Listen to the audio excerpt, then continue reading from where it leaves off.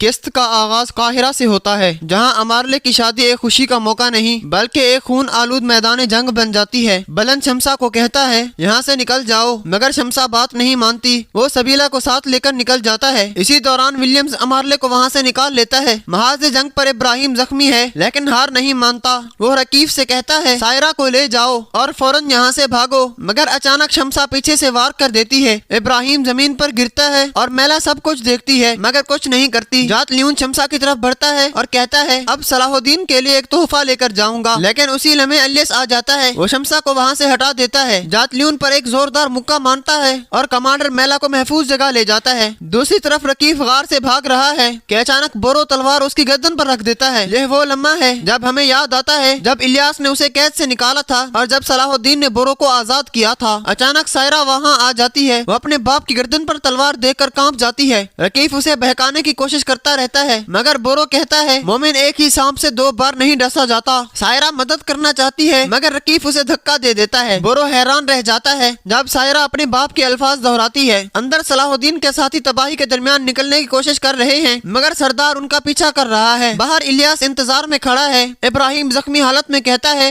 مجھے چھوڑ دو، تم سب نکل جاؤ، مگر عرفہ انکار کر دیتا ہے۔ سب باہر نکل آتے ہیں مگر دروازہ بند ہو جاتا ہے اور صالح اندر رہ جاتا ہے۔ وہاں پر عرفہ کو شہید کر دیا جاتا ہے۔ کارا تیگن چیخ کر کہتا ہے صلاح الدین تک پہنچو۔ دوسری طرف سلطان کو اطلاع ملتی ہے کہ صلاح الدین کہاں ہے۔ صلاح الدین اپنے ساتھیوں کا انتظار کر رہا ہوتا ہے کہ سلطان آتا ہے۔ صلاح الدین سر جھکا کر احکامات واپس کرتا ہے۔ سلطان کہتا ہے اللہ نے تمہیں محبت اور آزمائش کے ذریعے آزمایا ہے۔ اسی لمحے بورو داخل ہوتا ہے، وہ کہتا ہے یہ وقت سر جھکانے کا نہیں، فخر سے اٹھانے کا ہے۔ وہ سلطان سے معافی مانگتا ہے اور رکیف کا سر پیش کرتا ہے۔ سلطان کا غصہ ٹھنڈا ہو جاتا ہے۔ سائرہ اپنے باپ کو پکارتی رہ جاتی ہے اور بورو خاموشی سے آنکھیں بند کر لیتا ہے۔ سلطان دعا کرتا ہے۔ صلاح الدین کہتا ہے شہید جنت میں ہمارا انتظار کریں گے۔ سب ساتھی بدلہ لینے کا عہد کرتے ہیں۔ قاہرہ میں کارا تیگن قاضی فاضل سے اپنے اعمال لکھواتا ہے۔ عرفہ کی شہادت پر لطیف غمگین ہوتا ہے۔ قاضی فاضل تسلی دیتا ہے شہید کی قربانی ضائع نہیں جاتی۔ محل میں نذیر بھائی رضا کو رکیف کی موت کی خبر دیتے ہیں۔ رضا کہتا ہے اب شمسا سے بدلہ لینا ہی میری زندگی کا مقصد ہے۔ دوسری طرف فاطمہ خاتون صلاح الدین کو حوصلہ دیتی ہے۔ سب فیصلہ کرتے ہیں کہ اب وہ قاہرہ جائیں گے۔ قدس میں مارکس خبر دیتا ہے 3 صلیبی فوجی مردہ پائے گئے ہیں اور وہاں موجود تاجر الیاس مشکوک ہے۔ الیاس کہتا ہے